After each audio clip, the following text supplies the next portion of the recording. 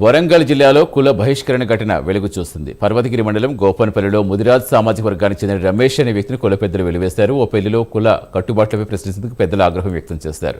డిపాజిట్గా 50,000 తీసుకుని కులంలో సభ్యులెవరూ మాట్లాడొద్దని కట్టుబాటు విధించారు. విలువేలంటూ చాటింపు వేయించారు. దీంతో పర్వతగిరి పిఎస్లో కుల పెద్దలపై రమేష్ ఫిర్యాదు చేశాడు.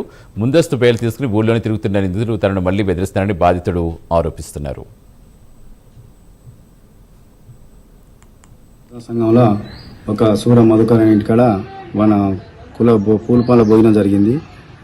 ఆ సమీక్షంలో మేము కులం అందరూ పోయి అక్కడికి భోజనం చేద్దాం పోయే క్రమంలో కుల పెద్ద మనుషులు అందరూ కుల పెద్ద మనిషి మా కులంలో ఎట్లుంటుందంటే కుల పెద్ద మనిషి కూర్చొని ఫస్ట్ పెద్ద మనిషి భోజనం చేసిన తర్వాతనే అందరు భోజనం చేయాలి. అది కుల పెద్ద మనిషి తిరస్కరించి మధ్యలో మనుషులు వేరే సభ్యులు మా కులంలో తినడం జరిగింది. అది ఖండించలేకపోయింది పెద్ద మనుషులు. నేను కూడా భోజనం చేస్తుంటే కూడా పెద్ద మనుషులు మమ్మల్ని ఆదరేయకుండా పెద్ద మనిషి లేచిపోవడం జరిగింది. అట్లా లేవద్దు అనుకుని నేను పెద్ద మనిషికి ఎదిరిన వల్ల నా మీద 50,000 డిపాజిట్ ఇచ్చి నన్ను కులంలో కూర్చోబెట్టి 50,000 డిపాజిట్ ఇస్తే లేకపోతే మేము కులంలో డిస్మిస్ చేద్దామని చెప్పిండ్రు.